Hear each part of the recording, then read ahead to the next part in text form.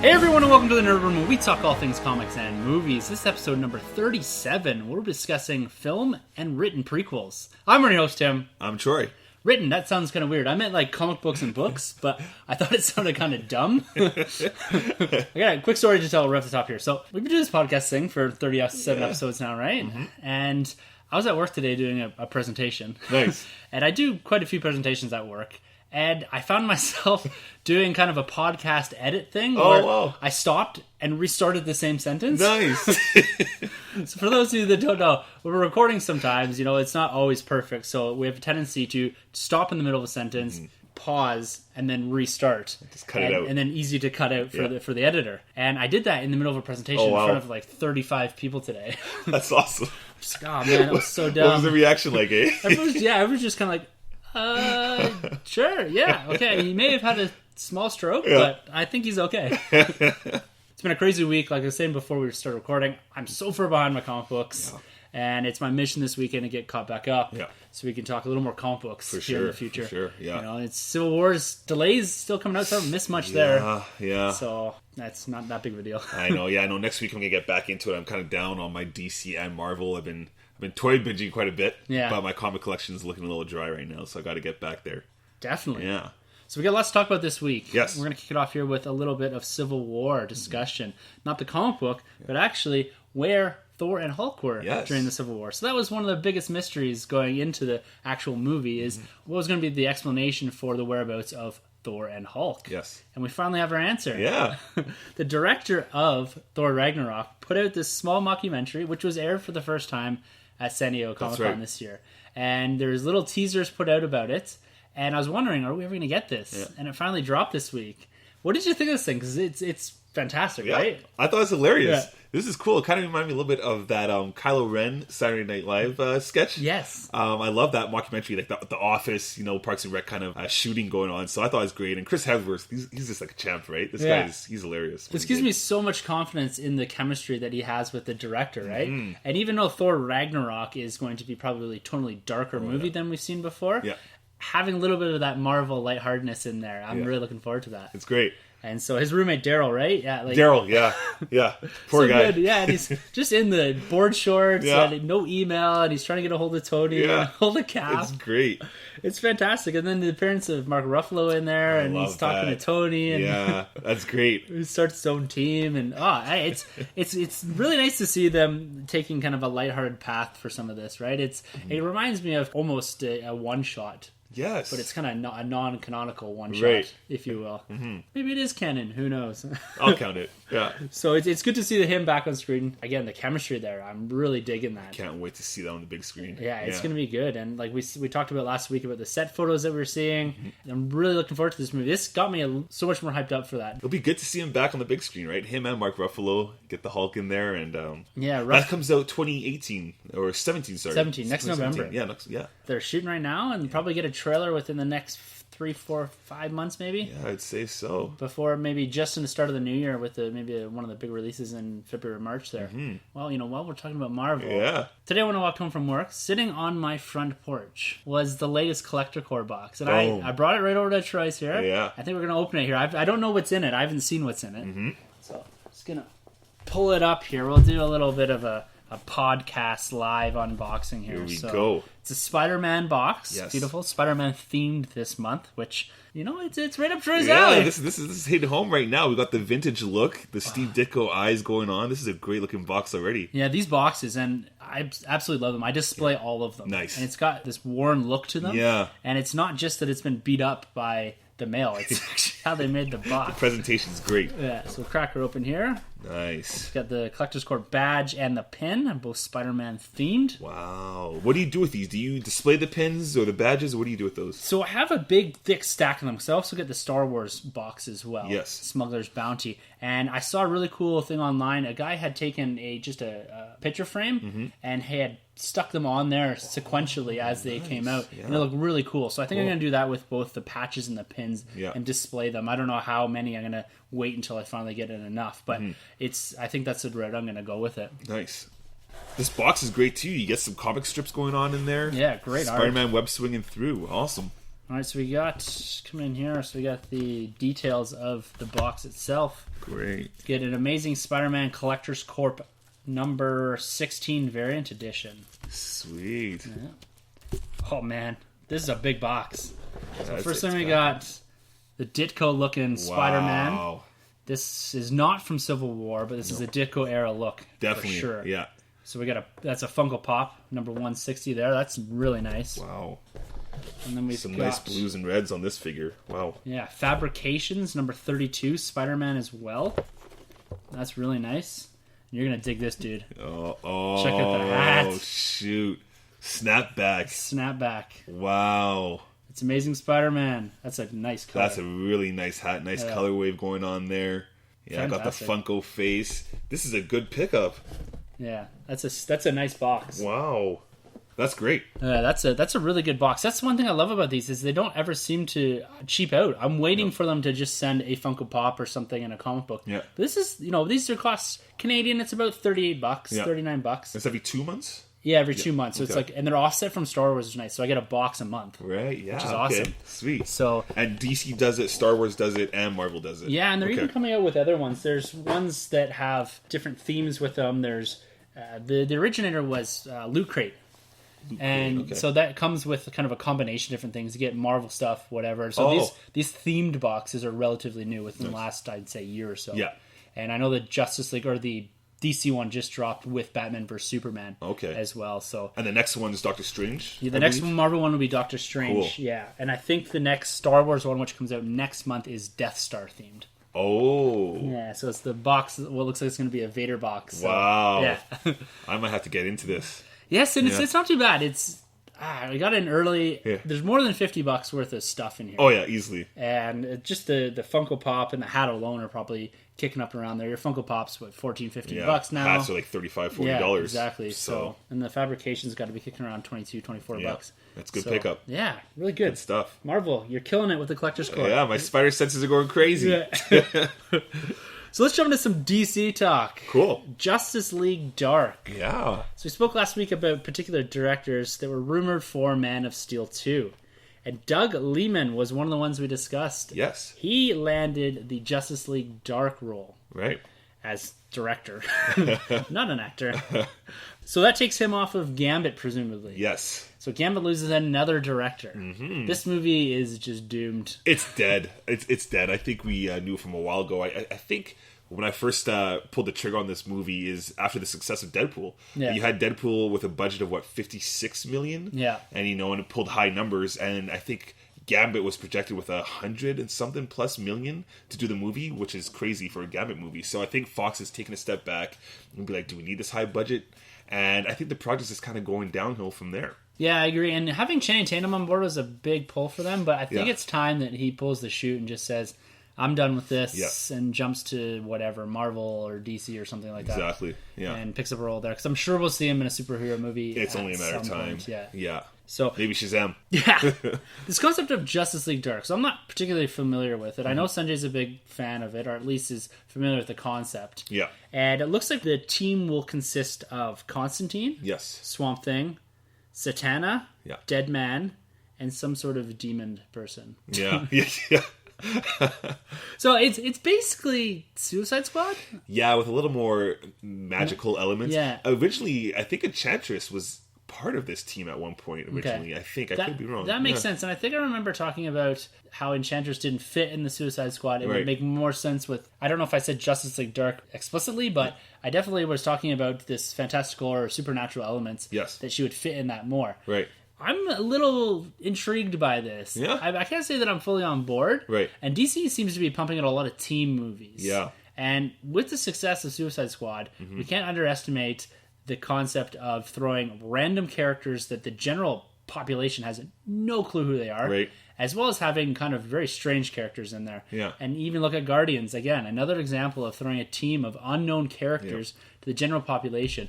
This has to have some sort of horror elements to it, I would assume. Have to, yeah. And so how do you bring a more lighthearted tone that they tried to capture with Suicide Squad into something that should be more, I'm going to say scary or horrific or whatever you want to say, right? So I don't really know how they're going to broach this and how they're going to produce a full movie in Swamp Thing. I guess they had Killer Croc, so it's a hard character. They better go CG with that character. Yeah. They have to. They can't pull back with the practical effects, and they definitely need a better villain this time through. Well, Enchantress would have worked for that. Right. Kind of, maybe. Yeah. It'll be interesting, though. Constantine's getting another shot on the big screen. He didn't have much success on the small screen. Everybody liked the actor, but the show just wasn't that good. But I'm really intrigued to see how they're going to play out Deadman and Constantine. I think those two could be a hit. Who's Deadman? I have no clue who that is. He's basically a dead character. He's like a ghost character. Don't know like a super lot about him. I just think he has a cool look, but I hope they don't change too much of it. Okay. We'll see how that goes. I believe he can possess other people too and do certain things of like the living. Okay. So he'll be interesting. Yeah, I think he's a man out for revenge as well. So So these are more heroes, right? They're not villains. Yeah, they're not villains. Yeah. Whereas Suicide Squad were, your villains working for the government there. So it's interesting. And this Doug Liman, he did Born Identity. Yeah, Born Identity, and he also did that movie with Tom Cruise, Emily Blunt. Oh, Edge of Tomorrow.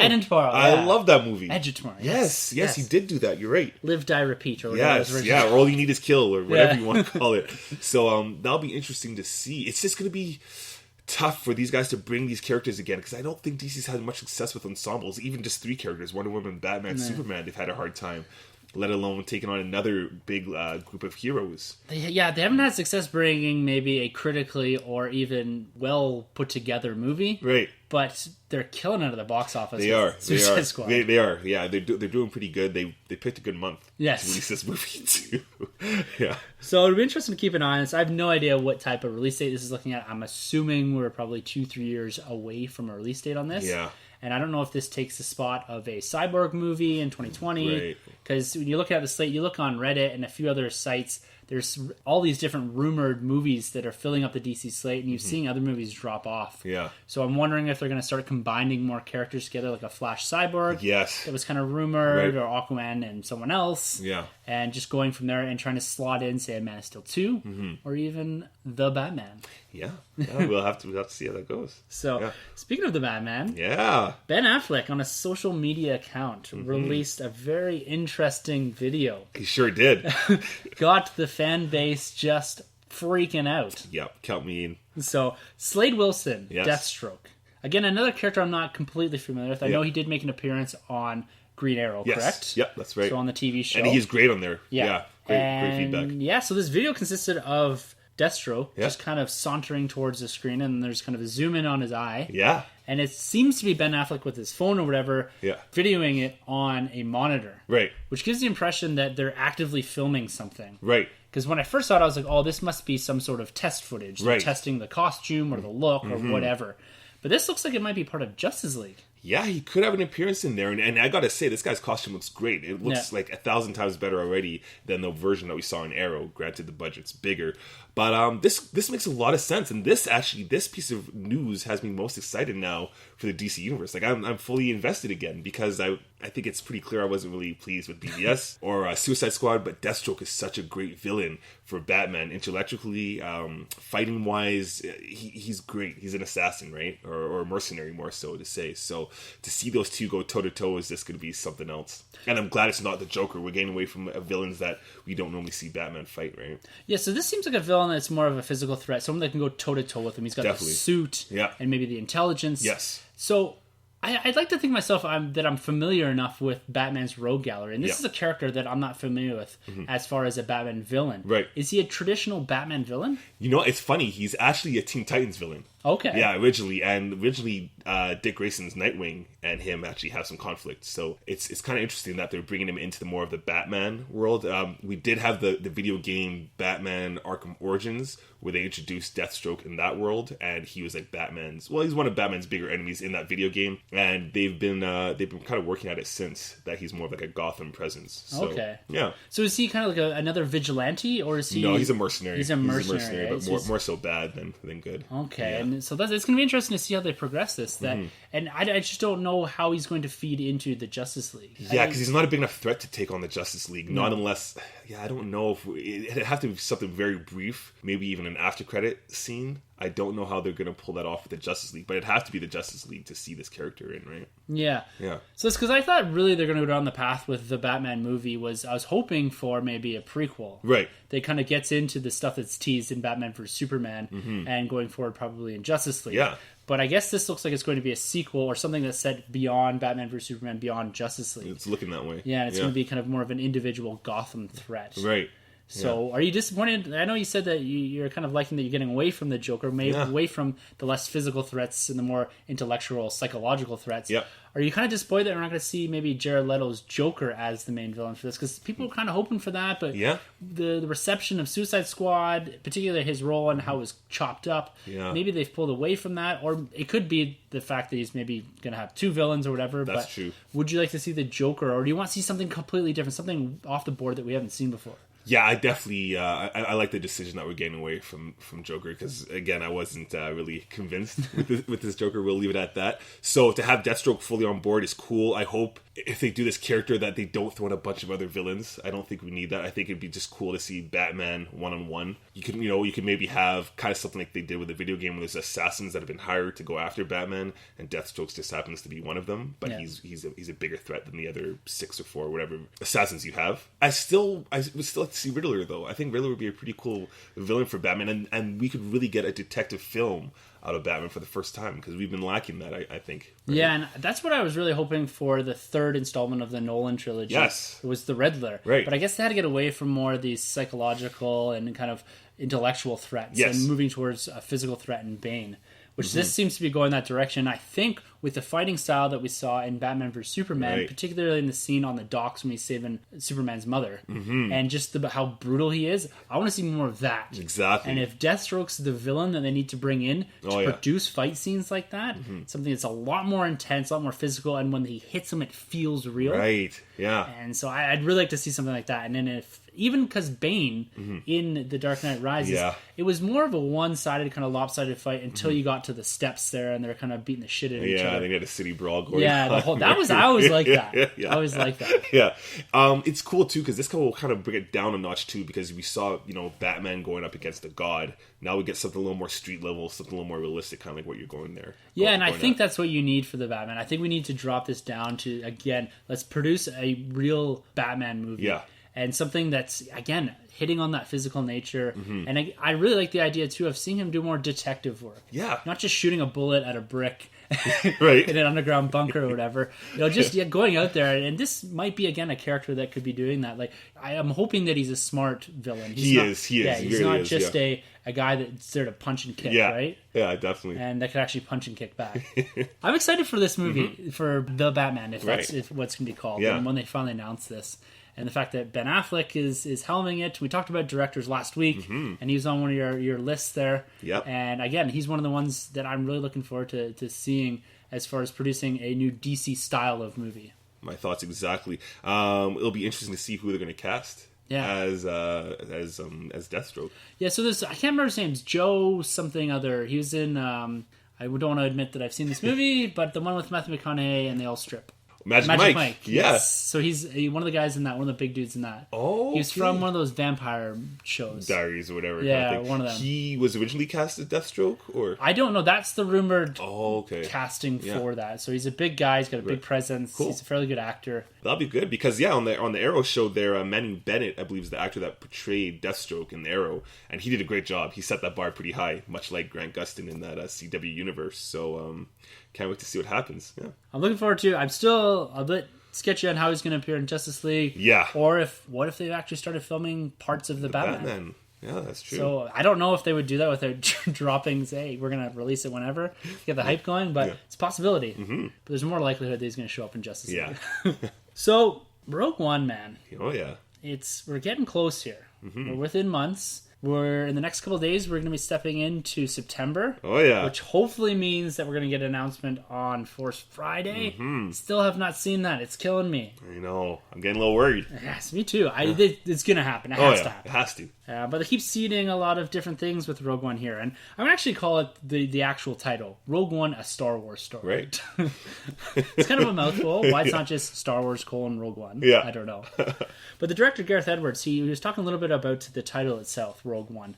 And he had some interesting takes on it. So Rogue One, we know from Empire, is the Rogue Squadron. And but he had a little more insight into the film itself, calling it the actual Rogue One. So it's the film that's kind of more rogue. It's out there. The outcast. Yes, exactly. Yeah. And I thought that was an interesting take, really and cool. Referencing also Jyn Erso's character as being the Rogue One, yes. the Rogue person, right? And I thought that was a cool take on the title. It is. And because a lot of people don't really know, if you're not a true Star Wars fan or a big Star Wars fan, exactly what it means. And I think that's why they've tacked on a Star Wars story. Yeah, so people know what the hell is going on in it. But there is some photos, and again, it's one of these things that we try to stay away from the spoilers. But again, these photos they're nice photos, and they're nothing too crazy. They don't give away too much. No, it's more around that kind of what seems to be either initial prisoner transfer scene or the breakout scene with Jyn Erso, and we get one really nice picture here of Death Troopers with the director. That's the money shot. I love that one. It looks like the Death Troopers, at least from this photo, are at least in some way either protecting or under the command of the director. Man, still wish that was Thrawn. Oh, I know. Killing me. I mean, Rebels, I appreciate what you guys are doing, but I would really like to see Thrawn on the big screen. Oh, yeah, definitely. But looking at Rogue One, one thing I stepped back and looked at the other day was the fact that this is actually a prequel. That's true. And this is a word that's held in pretty low regards amongst a large part of the Star Wars fan base. And myself and Troy are not included in that, I'd have to say. So we thought it'd be kind of fun this week to talk about prequel films, comic books, and books themselves. Yeah. And we're inevitably going to get into the Star Wars prequel trilogy. But we're going to save that to the end. That's right. And we're just going to kind of go through this and talk a bit about the concept of a prequel, some of maybe the lesser known prequels, debate a bit about the concept of time travel and how that influences a prequel, origin stories and that sort of thing, and just kind of go through and step through and just give some insight towards prequel watching. Is it necessary? Is it something that we see value in, particularly with the larger cinematic universes that we are seeing nowadays? So I think we should jump into that. Jump right into it. Sounds fun. When we're talking about a prequel movie, the very basic definition of it is this concept that it is a sequel of sorts. It's a movie that's come out subsequently after an original foundation of a narrative is told. Yes. But it's set in a time before that original narrative. And it's usually focusing either on a younger version of a character or picking up a completely different plotline that eventually ties into the subsequent movies. That's right, set in the same universe. Yes, exactly. And that's the key, right? It's part of a larger continuity of the universe. Yeah. It's become a really popular way to retell stories or tell stories in the same universe without having to go back and revisit some of the stories that have been told or even step on those stories, right? Particularly when we're looking at the original trilogy timeline for Star Wars. We'll use this as our example here. Stick with us here. Yeah. It's, we're looking at beloved characters, Han, Chewie, Leia, all that. I know we've revisited them in The Force Awakens in a sequel sense, but establishing something that's right after is going to be hard to do. So going back and revisiting different timelines and telling, say, a Darth Vader story, or we're going into with Rogue One, young Han Solo movies, that's maybe a Ben Kenobi movie. These are all prequels of sorts, right? Relative to the original trilogy. Yes. I really like the concept of a prequel. I love it. Yeah. Love it. I've always loved this idea. Because it's taking plot threads, characters, and expanding them. Even sometimes characters that might have had a minor role in a movie, and expanding on their origins. That's right. And I really love that because, we love continuity here. Big time. We're big on expanding the idea of a cinematic universe, particularly when it comes to Marvel, DC, Star Wars, all that. Exploring these characters. Exactly. And we see it in cross-media form. We're going into TV, where we're seeing prequels, in a sense, with Rebels. And I know Star Wars is kind of the big example because it's the largest universe. And Marvel has a few little things here and there that are maybe more prequel-esque. When you look at a prequel, one of the common faults that you can see in it, as far as writing goes, is that the writer's almost more difficult than a sequel. Because a sequel, you have like this progressive, forward-moving narrative. And you can adapt and evolve characters within that. But with a prequel, you have to basically fit characters into an already small box, right? That's right. And when it came down to the likes of Anakin, say, in the prequels, it's you're driving towards something, right? And you know what's at the end, and you have to get this character that you want to be likable to the most evil dude in the universe in 3 movies, right? That's tough. And you see this all the time with particular characters, is that they're already established, and you can't all of a sudden change character motivations and their attitudes towards things. And, as we go through some of the movies that we're going to talk about, we're going to talk briefly about how continuity-wise things get really screwed up. Particularly with some of these franchises we're going to talk about when we're dealing with prequels. Yep. And so I think it needs particular writers or a story group or something that keeps an eye on all this, that allows prequel stories to be told within the same universe, but also not stepping on characters or themes, plots, or ideas that were born in the original movies or books or whatever, right? Which is what Star Wars is doing so well now, that they have this creators group that watches over everything to make sure that this story's tight, that story's tight, going forward, going behind, and backwards and what have you, right? Yeah. There's a few terms that I want to throw out there, because the definition of prequels, it's pretty, I would say, loose at times, particularly when it comes to time travel things. Yes. But you also have to look at, so there's this concept of prelude, which is something that's commonly now associated with, say, a comic book prelude or a prelude in a book that you'll see. And this is more or less just an introductory story, right? This isn't necessarily a prequel. Right. So you see this a lot with the Marvel Cinematic Universe comic books, or prelude books. So they tell a story that leads into the film or whatever. That's right. But it's not actually set in a time, way before, and it's not an extensive movie or anything like that. So there's a difference between prelude and prequel. I think prequel is kind of more defined as a larger narrative that precedes kind of that original story, right? Yeah. And these are also released before the movie technically comes out. Exactly. Well. So sequentially they are in the right order, where you have the prelude comic comes out before the movie. Yeah. And then, one of the other things too is this idea of a spin-off versus a prequel. Okay, yeah. So a spin-off generally from, and again, these are our own kind of personal definitions. Everyone might have different ways of describing these things, right?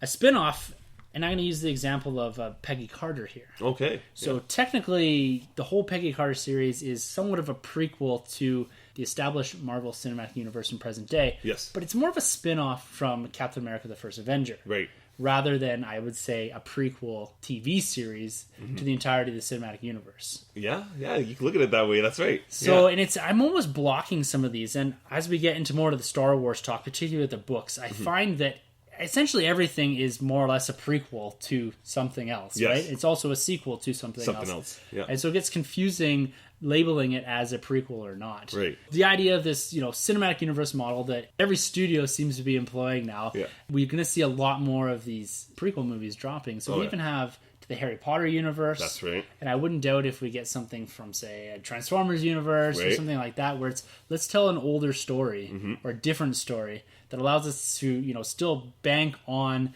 the main concept of the universe and the titles and all that, but still progressing a completely different narrative. That's right. The Mummy tried doing it way back in the day with the Scorpion King, right? Yes, they did. They failed miserably. Yes, that is a great example of a prequel that failed to do any justice, because those original Mummy movies were all right. They weren't bad. Yeah.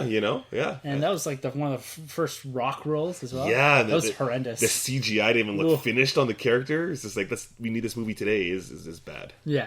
Let's open it up to throwing out some movies here. Some of our favorites, maybe prequels, or some of the ones that didn't really do particularly well in your own mind. I'm going to start off with a relatively complicated one here. Cool. Planet of the Apes. 2009? No, the original Planet of the Apes series. Okay. So this is going way back to 1968, was the original Planet of the Apes film with Charlton Heston was released. Yes. Fantastic movie, great twist end. Oh, I love that with the spoilers. Yeah. Statue of Liberty. Exactly. Yeah. So this was followed by a direct sequel to that one, where Charlton Heston kind of is in it, kind of not. Yeah. Then this is one of the points with time travel. I know where you're going. It gets really confusing. Yeah. So the apes crawl into a ship, and then they go back in time to a time set more or less present day 70s or something like that, right? And you see kind of, I can't remember the exact, it was escape from the Planet of the Apes and conquest and then battle. This whole time travel thing really makes it difficult. Right.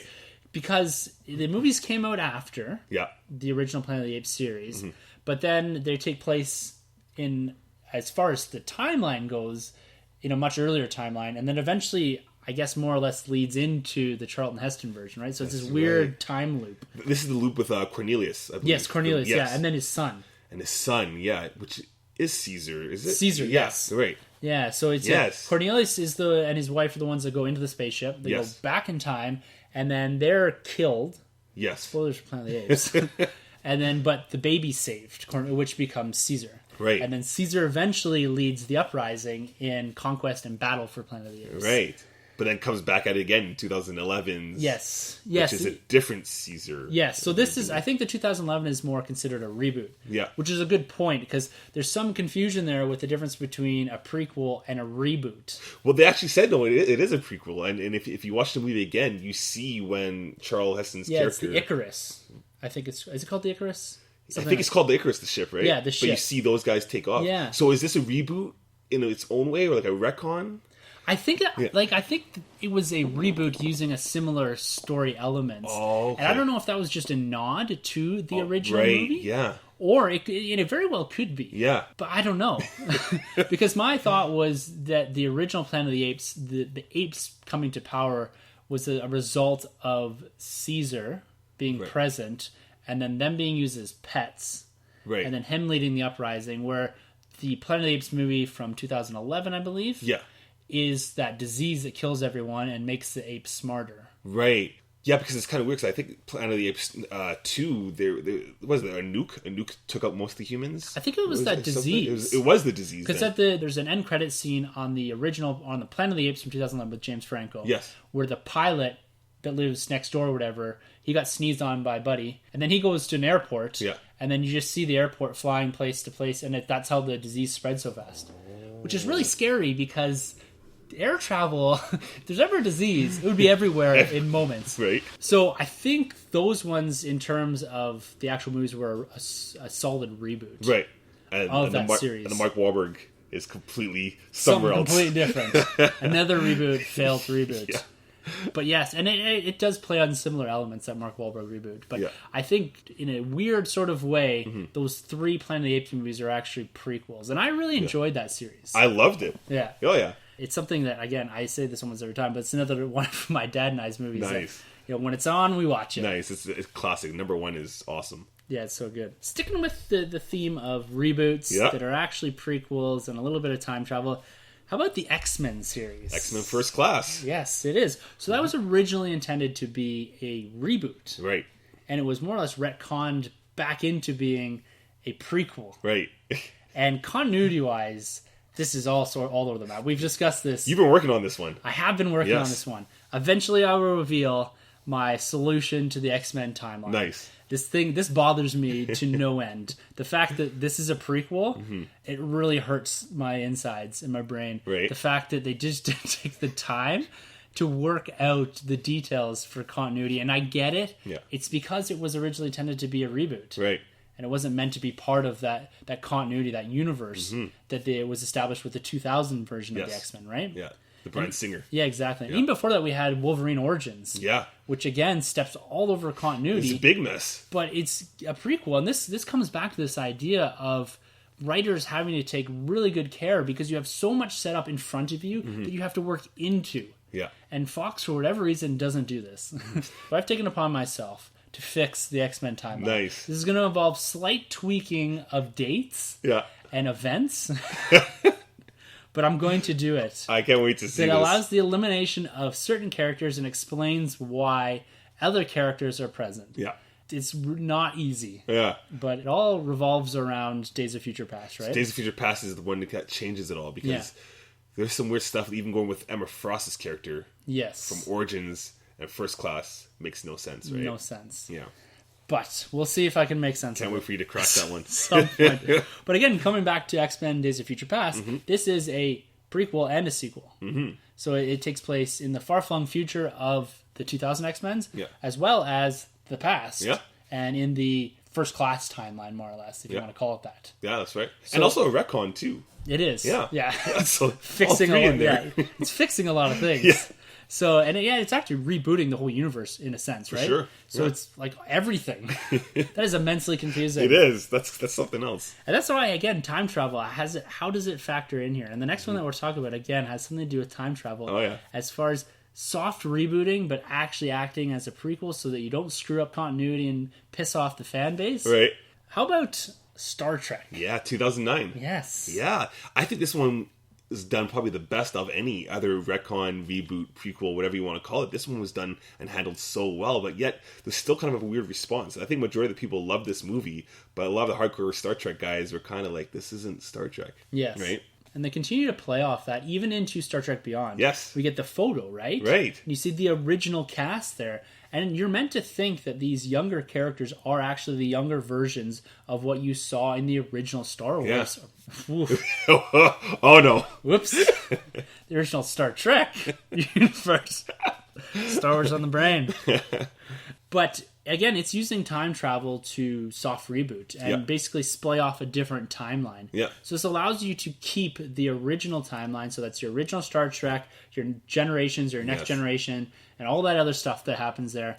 And you're creating a completely different timeline. Yeah. But it's, in a sense, it's a prequel movie. Yeah. And so are all the other ones that follow it. Right. And they're sequentially sequels to each other. Mm-hmm. But they're prequels. They're set before and maybe concurrently with some of the other Star Trek stuff. Mm-hmm.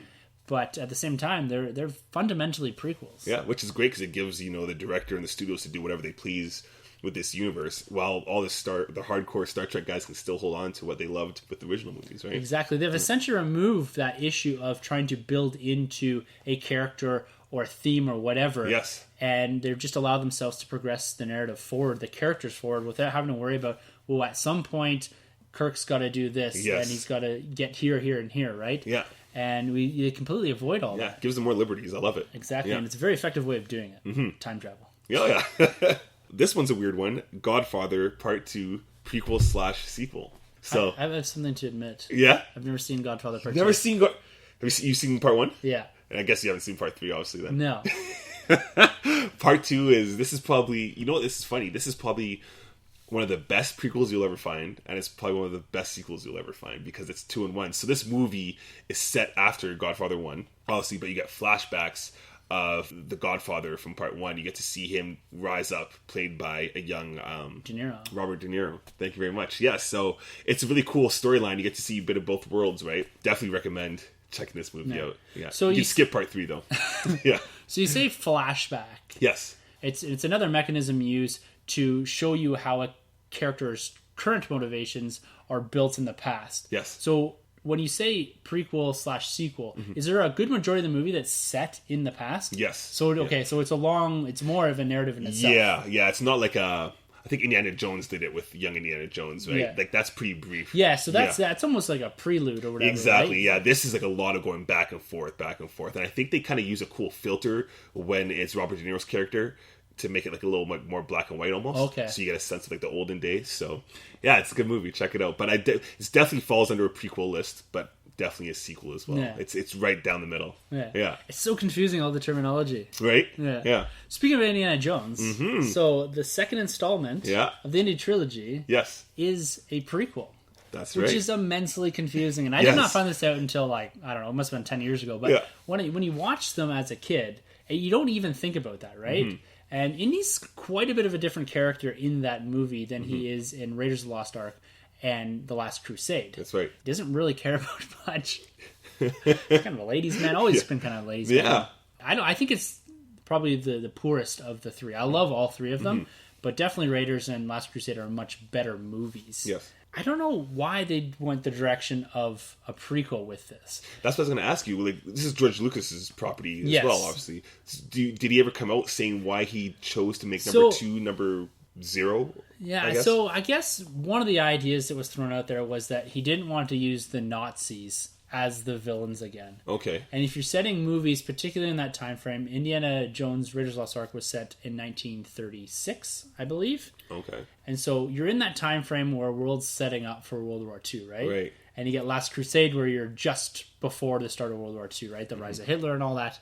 And again, the Nazis are the enemy. Yes. And so stepping back into 1935, which Temple of Doom was set, geopolitically, the landscape was very different in 1935 in Southeast Asia than it was in 1937. So you have a very aggressive Japanese military coming in. So I don't know if you didn't have the liberties as far as a setting, whereas going back a year, it's again, the landscape's a lot different and you're able to use different villains. So I don't know.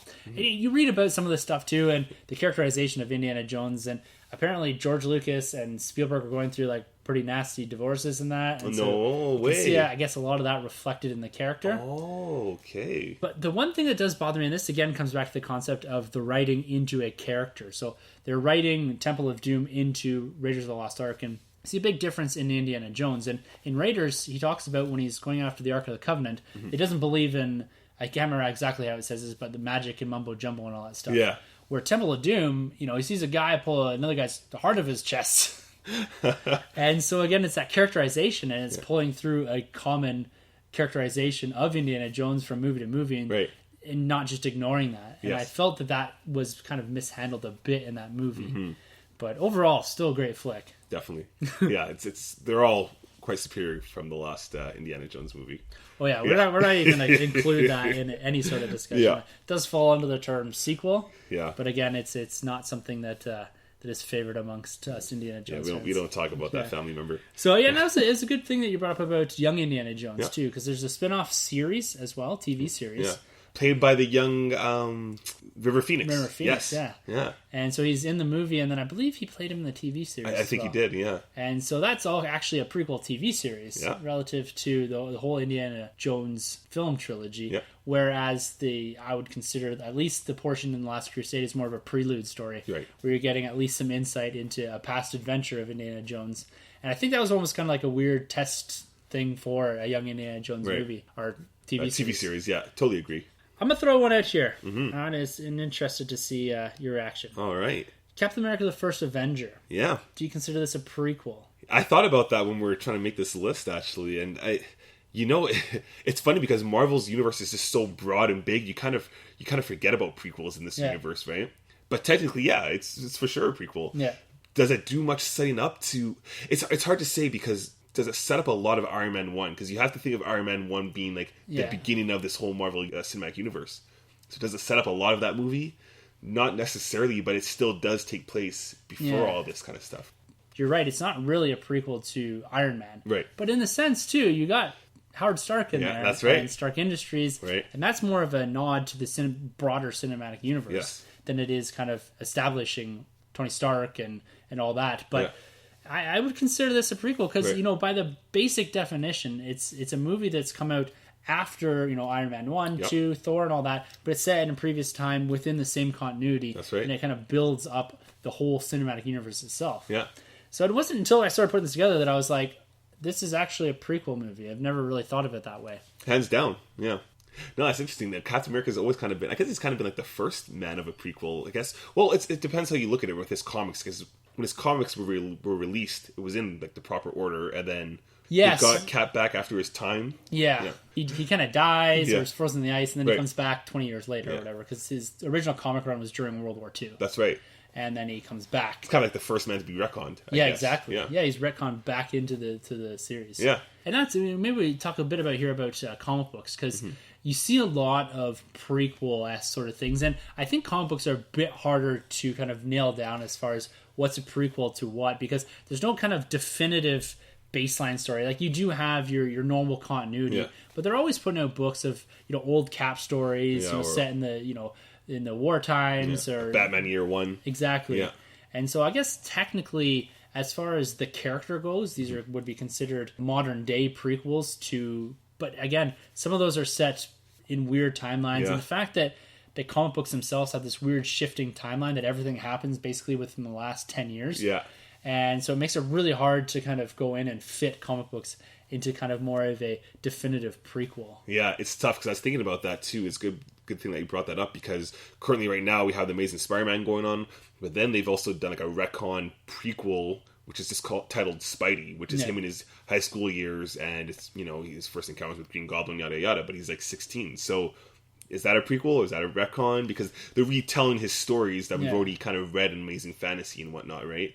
Maybe, I don't know what you really call that. Yeah, I would maybe lump that more into kind of retconning a story. Yeah. So they're kind of massaging it into more of a present day story, right? Yes, exactly, a modern telling. Yeah. And so they're kind of, again, it's a sliding time scale. It's all supposed to kind of be the same story. Right.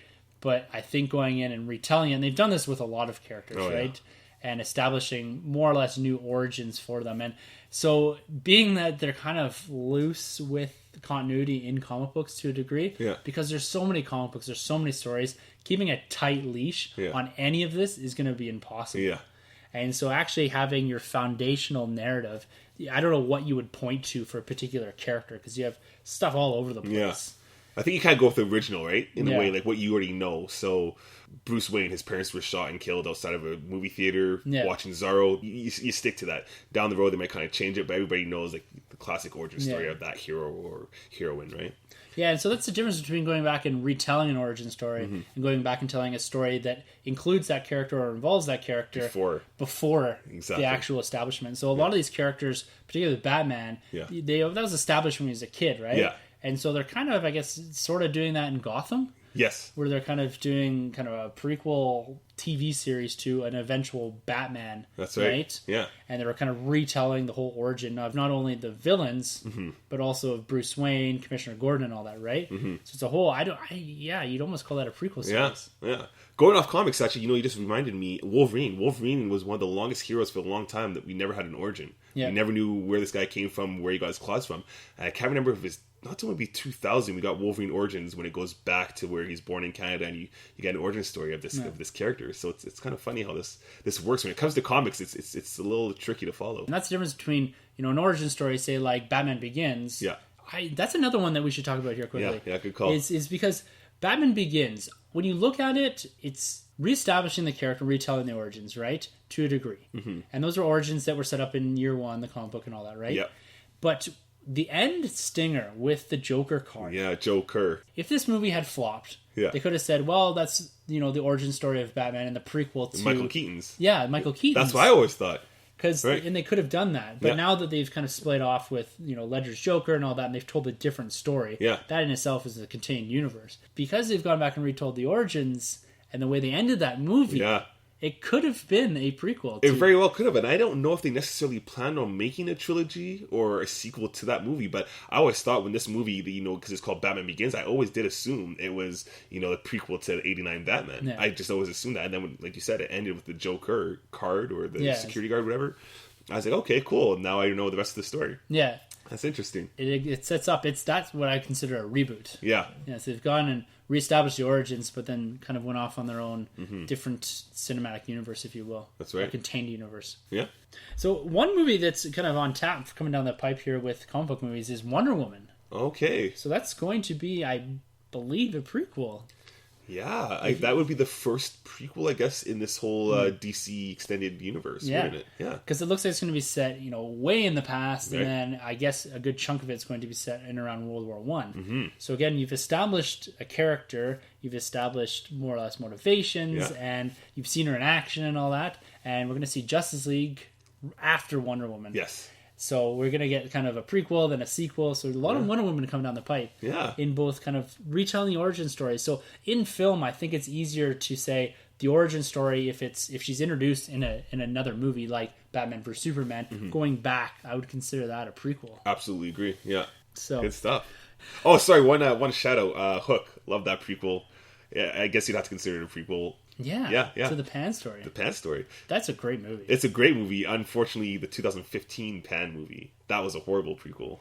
So that was a prequel to what exactly? Well, I guess it's kind of trying to retell the story that the novel is based off of. Because we all know the Peter Pan book. Yeah. But then the novel that the 2015 Pan book was based off of actually was a prequel to that story where Peter's an orphan, explains how he gets to Neverland, explains how he flies, and yada yada. I've not seen that movie. Yeah, don't bother. when you have a movie singing Teen Spirit from Nirvana, you just gotta walk away. Oh no! Yeah, stick to Hook. There was so much potential with Hugh Jackman as Blackbeard. I know, and the fact that we're getting Blackbeard as a villain instead of Hook, because you see Hook's origin story in this movie, right? And he does a lot of that Jared Leto pirate talking business. So stay away from that movie. Have you ever seen Finding Neverland? Yeah, with Johnny Depp. Yeah, that's a fantastic movie. I like that movie because it explains how he came up with the story. Yeah, of exactly. Neverland. Yeah, that's a good one. That's a good one. Nice. So, all right, man. Shall we wade into the prequels. Oh, yeah, because this is what I live for. I love, doing this every week and just diving into Star Wars. Yeah. Yeah, let's do it. So this really brought the term prequel to the public knowledge, Yes. right? It brought to the forefront of your average moviegoer. These were dubbed the prequel trilogy, right? Yes. This is The Phantom Menace, Yeah. Attack of the Clones, Yeah. and Revenge of the Sith. Yes. Like we said at the top, this is something that is going to be debated until the end of time. Oh, yeah. And because we're getting so many prequel movies coming down the pipe with Star Wars, these other movies, I think, deserve another look, right? Yeah.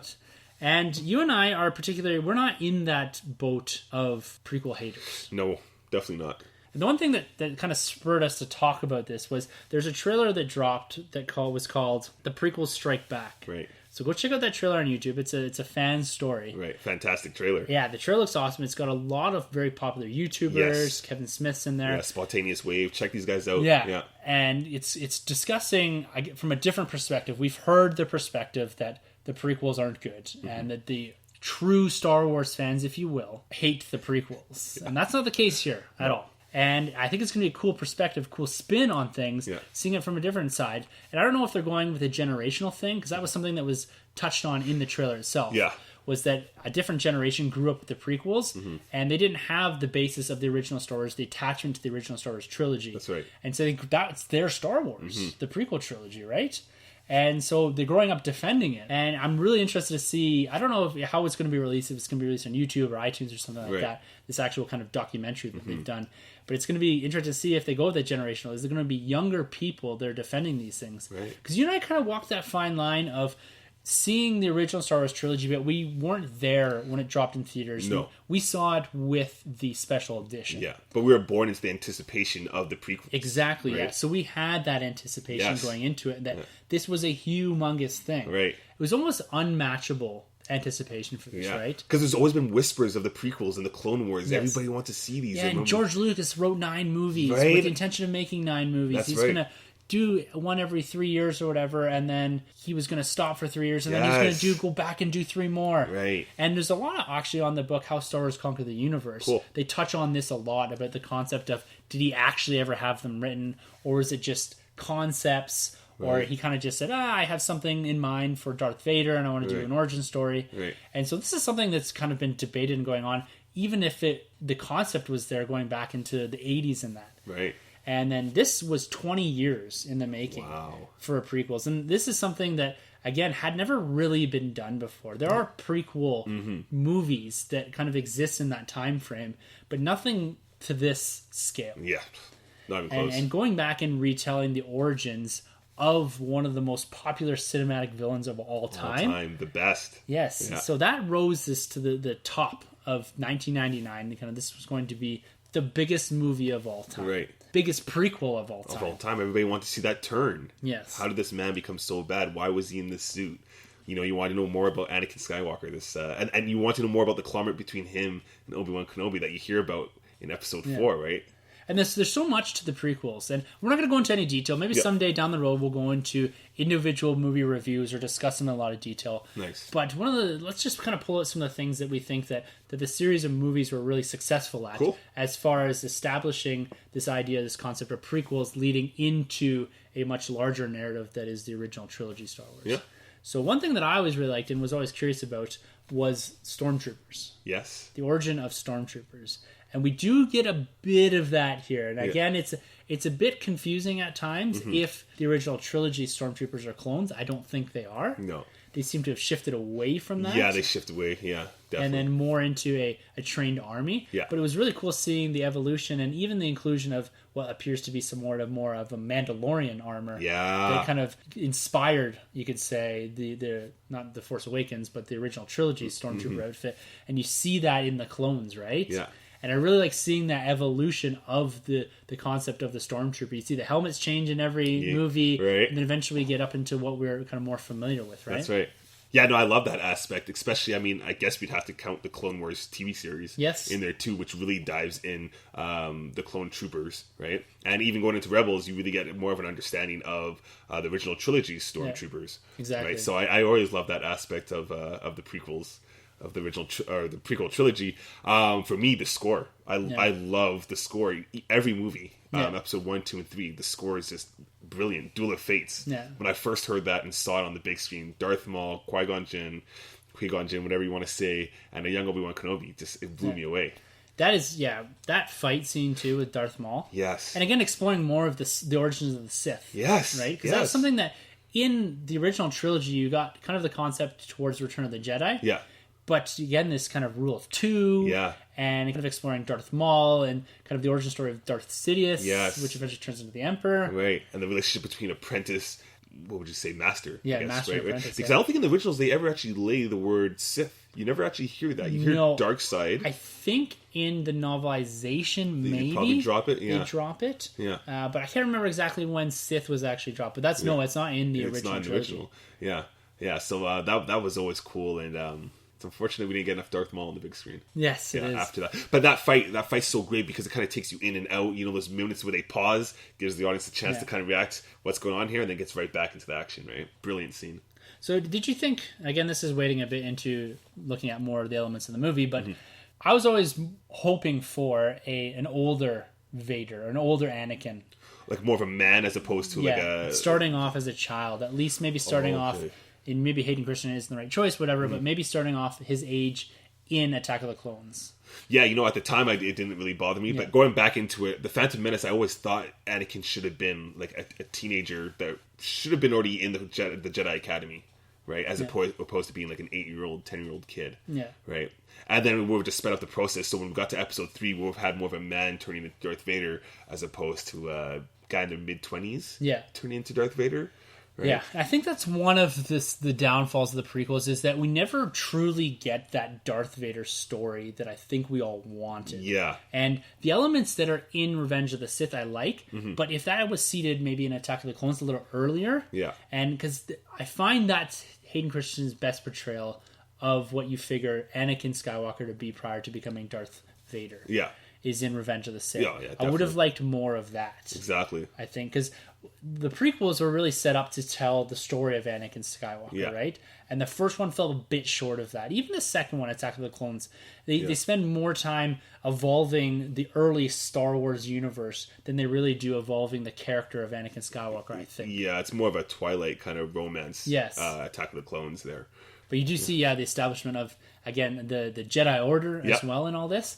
And that's something that wasn't really explored. It was kind of whispered about in the original trilogy. Because we've never seen so many Jedis. Exactly. And it was heavily expanded on in this, the whole Jedi Order and the concept of their kind of, which was a little weird, more monks, if you will, kind of more of a religious sect. I originally thought them more as maybe like spiritual police in a sense. Yeah, and especially because George Lucas always said he was so influenced by samurai culture, right? So I thought we were seeing more of that aspect in the prequel trilogy as opposed to, like you said, the monk kind of approach, right? Yeah, where it's about, and again, they're about peace and all that sort of thing. But again, a whole samurai culture, I think, would have been something a bit more interesting to explore. In a sense, and I think in a lot of sense that's a very spiritual path. This whole samurai and that the concept of it. But again, they're kind of fierce warriors, and you kind of do see that concept in the Jedi. But I think they're kind of leaning more on. Because you get Anakin talking a lot about, because we're told not to love, and that's too selfish, and we're kind of there to help everyone. So it's kind of you get kind of a weird vibe off it. Yeah, I think the biggest, I don't know if we're going to downfalls or not, but I'll just say, to wrap it up here on this little bit, Episode 1 kind of made them have to rush the rest of the trilogy. Yeah. Because I think a lot of ground wasn't covered in Episode 1. They kind of wasted their time with doing some other setups. So they kind of had to rush Episode 2, especially 3, the fact that we got Vader and Anakin in one movie. Yeah. And is very brief when we got Vader. It was, and I guess maybe they're waiting to tease that until the very end. But at the same time, that's, why you're parked there, right? Yes. That you want to see the Vader story. And the way it's marketed, you kept seeing Vader helmets everywhere. Like, Vader's really going to be in this movie, right? Yeah. And it's one of those things that I think, as far as addressing some of the questions that we had from the original trilogy, the Senate is another thing. Yep. It's a big thing that people don't like about. There was too much politics in it. A lot. Yeah. But I kind of enjoy that. And the fact that, I finished Bloodlines, which is what I would consider a prequel book to The Force Awakens.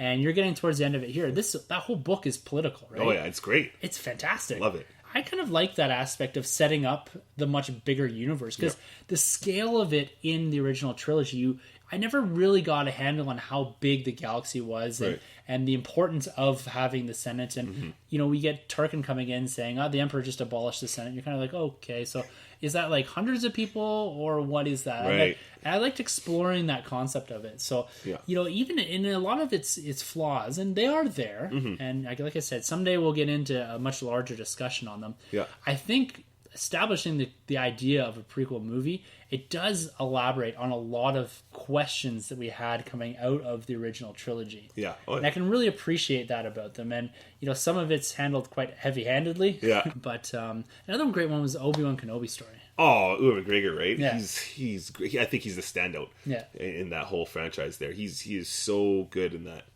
And he got better and better.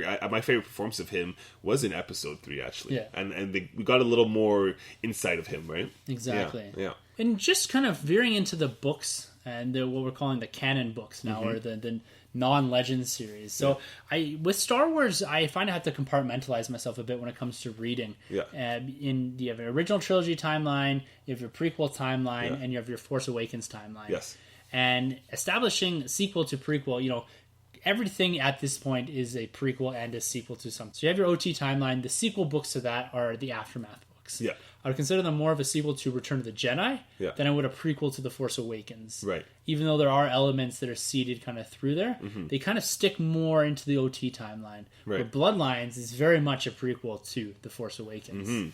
And you're starting getting to the weaving in of different stories in the comic books as well, right? Yeah. That are prequel stories to the larger New Hope and Empire Strikes Back, right? That's right. Yeah, that's exactly. Yeah, Star Wars, the comic, and Darth Vader's comic would definitely be a prequel to Empire Strikes Back. Yeah, direct sequel. It's taking direct sequel to A New Hope, right? Yes, exactly. It's taking that concept right through, because they pick up right after A New Hope. And so it's continuing that narrative right through. So it's almost trying to kind of meet one movie to another. Yeah. And I don't think we're going to quite get there, being that Vader's ending. Yeah.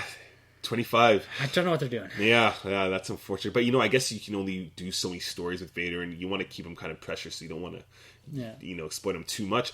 But going off of direct sequels with these novels, like you were mentioning, Lords of the Sith, you could basically say that is a sequel to Revenge of the Sith. Yeah. Right? It takes place 5 years later, yes, but it touches upon events that happened in Episode 3, more so than that you kind of discover in Episode 4. Yes. Right? It aligns more with Revenge of the Sith than it does with A New Hope. Exactly. And so again, that comes down to this idea of compartmentalizing the different eras of Star Wars to allow you kind of readability. Because if you're kind of attached to a particular era and you're looking for a book that would be a prequel to that or something, I would think, you have to kind of put boundaries on it, because it can get a bit confusing as far as what you're reading. Yeah. I'm really hooked into the Force Awakens timeline right now. Yeah. Yeah, you're loving it now, right? Oh. Is this due to the Aftermath? Well, the Aftermath, like I said, I think it's more of a original trilogy kind of sequel. I don't know. It's something about the Force Awakens timeline that I'm really interested in, because Bloodlines, it seeds a lot of concepts that you have questions for. Force Awakens, again, like A New Hope, jumps right into a story, right? You all of a sudden you have the First Order, you have the Resistance, and you have all these elements and all these character interactions that you don't quite understand. They're teasing a lot with Rey and Finn's origin story and Poe and all that. Yeah. And again, Poe, the comic book prequel to The Force Awakens. That's right. Yeah. Before the Awakening. Now, that's what I consider maybe more of a prelude book. Good call. Yeah. Before the Awakening, because it tells short stories of Finn, Poe, and Rey that lead directly into Force Awakens. I think, was it released just before The Force Awakens? It was released on the same day The Force Awakens. There you go, Because they didn't want to have anything spoiled, particularly with the characterization of the individuals. So it was released on December 18th last year. Right. And so getting your hands on that early, you would have understood maybe a bit more characterization. But I'd consider that more of a prelude than a prequel, because it's really the same story that it kind of jumps into. And again, you got to check that out. Oh yeah, I know. I got to. There's so many books. Yeah, there's so many books again. One day we got to compile a list of the Star Wars books. Yes, for sure. we will. Yeah. But coming back to the Force Awakens era, I'm intrigued by what they've left hanging as far as plot threads and characterization. Phasma, Kylo Ren, right? The Knights of Ren. Knights of Ren, Snoke. Yeah, there's so much there yeah. to explore. And I guess in the subsequent sequels, we're going to get a lot more maybe flashbacks. But I would love to see, once we've established kind of the concept of the Knights of Ren, the concept of Snoke, and is going back and getting prequel books or prequel comics to kind of elaborate and explain some of these concepts. Like and Luke. Exactly. Right? That's another one too, right? Thing. It's huge. And so there's so much room there to explore different things with prequels, with comic books, with books. And I think it's going to take some time. We're going to get to episode 9. I think before they start exploring any of the characters in any sort of depth. Now, mind you, we get the Poe series. Yeah. But he doesn't seem to be a character that hinges as far as the secrecy that surrounds, Rey's father or whatever you want to call it, the Knights of Ren. But the idea of prequels is all through the Star Wars universe. I think that we're starting to see a bit of this in the Marvel Cinematic Universe and the DC Cinematic Universe as well.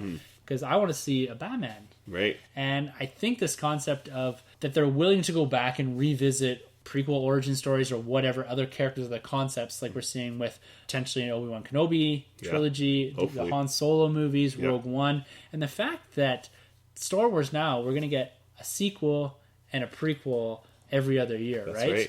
And that concept is that you're expanding the original trilogy universe a lot and the prequel universe a lot, but you're also expanding The Force Awakens. So we're really getting all 3 eras covered with the movies that are coming out and expanding our knowledge and the continuity and the universes. And it's just a great time. It's great, and they're just exploring every aspect of this universe.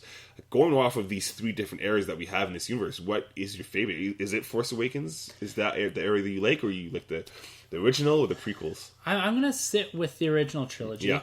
But I feel like I have a good understanding of that universe, of what it is. Right. And we kind of have a somewhat of a beginning and more or less an end when it comes to Return of the Jedi as far as that story. Now, yes, it is being expanded on with the Aftermath books that are, like I said, are considered direct sequels to this. But this new things that were established in Force Awakens, I'm going to have to say that's where I'm concentrating a lot of my time right now. And I am reading the Aftermath books, and I got to get back into that kind of prequel era and get Lords of the Sith and all that going. But then we're going to get dumped into the Rogue One era. Right? And we're going to have, which again is a prequel setting, and we're going to have, there's a prequel book coming out called Catalyst. So it's going to explain, I guess maybe it's more of a prelude book to Rogue One, where it's going to be explaining some of the characters and the rebellion itself. Right. And so all that kind of meshes into with Rebels. Right. Which, comes out in a couple weeks. Oh, man. And yeah, we've been thinking about little things with that too as well, what we can do to maybe weave in a little more Star Wars into our lives here on the Nerd Room. Yeah, stay tuned. Yes. But how about you? What's your era? I gotta go with the prequels. Yeah. I love it. Like you mentioned before, I love the politics. I love the age of Jedis, because there's Jedis everywhere. The Sith are on the rise. And the planets. I really like the planets that we got to see back in that era. Obviously the original is always going to be, just fantastic. But I'm an Anakin, Darth Vader guy, so I'm sticking my roots in the prequel there. Yes. Yeah. It's great to see, and I think it might be a generational thing that comes down to is, I was only 15 or something like that when Episode 1 came out. And again, coming down to that attachment to the original trilogy, I have that attachment. Yeah. But at the same time, I'm still willing to go back and revisit the prequel trilogy. Oh, yeah. And I would love to do eventually an episode on that where we kind of go through and just point out some of the highlights, because this is something that's going to be continually pandered on by the fan base, particularly the older fan base, I think. There's a lot of merit to the concept and the idea of going back and revisiting characters, themes, and narrative that maybe in the past wouldn't have been explored. But now that we have a lot of movies that showing you can be successful going back and revisiting characters, or even revisiting universes like they do with the Harry Potter movie that's coming out, right? That Fantastic Beasts and Where to Find Them. That's right. Yeah. And it's a great way to revisit something that you hold dearly without even including the original characters. That's right. Prometheus, prime example. Yes, exactly. Yeah. That didn't hit very well. That did, yeah. I'm kind of the odd one out. I like that movie a lot, but I know a lot of people hated it. So, it was a lot of abstract concepts. Yeah. I thought it was visually stunning, but yes, it was. I guess I've never really been a big aliens person, so maybe that's why I appreciate it more. Whereas if I was a big aliens guy, I would probably have been let down. I'd love to hear Izzy's thought on that, because he's a big aliens fan. He's a big aliens guy. That's right. I don't know if Prometheus is going to sit too high on his list. Yeah. Probably can't get a copy of his video game now for that one. Yeah, check out our boy Izzy. He's got a video game dropping in a couple weeks here. Yeah, can't wait. So yeah, he's a good friend of the show, so he's got a lot of cool things going on. Does he do we know what platform that's going to be on? Like what console or no computer? idea. Izzy, if you're listening, clarify. Let me know, man. Let me know. I got all consoles. Let me know. So that about wraps it up. And, we kind of kept it short here. It's just a basic concept of prequels and the value to them. That's right. And in the spirit of Rogue One, why exactly, not? Right? Exactly. Yeah. It's technically a prequel. Yeah. Again, this is the first time we're revisiting that era. Yeah. Outside of Rebels and Clone Wars. I know we have all those, but on the big screen, yes. right? And it didn't go over so well for some people the first time. I think this one's going to go over fantastically. Yeah. Can't wait.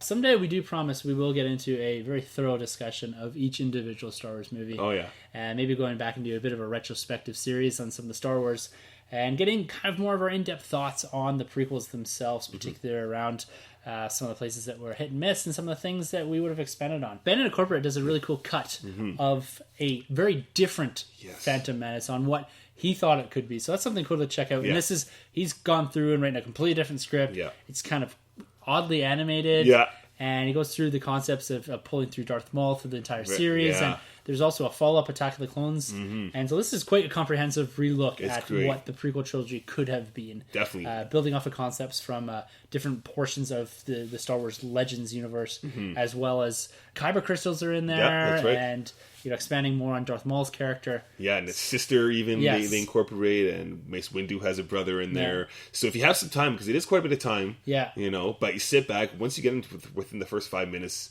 of the episodes, you get used to like what you're seeing, and you actually start appreciating it. Yeah, it's really good. It's definitely worth a check out just to see a different take on the prequels, Phantom Menace and Attack of the Clones themselves. Yeah. Really enjoyed those. Yeah, they're good. So, anyways, Troy. Yeah. It's been a pleasure. Always. Talking prequels. Yeah, Star Wars all day. Yeah, so you guys can check us out on Twitter. Our handles are at the end of the episode. We're on Facebook, Google Play. We're on YouTube now, too. Go check us out there. Check us out. So Troy's putting together some cool graphics. Yeah, it's going down. At some point, we're going to wade into maybe doing a video. Yeah, we might get there. Yes. Yeah. Someday, maybe. We'll see how that goes. Yeah, we'll see. We'll see. You actually see us sitting here talking, so... Looking down the road here, we're going to do some reviews of some comic books coming up. We got the end of Civil War in a few months. We got some DC Rebirth to catch up on. Yeah. And also we got some big movies on the horizon. Doctor Strange, Rogue One, Force Friday. Oh, wow. We've got a lot going on. Yeah, and then we're getting ready for Oscar season. Yes. It's coming Catch up on all those movies. Yes, that's a big thing I have to do. I've been really slacking on my movies lately. Yeah. So we kind of skipped doing a Star Trek and Ghostbusters review this summer because it didn't work out with timelines and all this kind of stuff, vacations, but...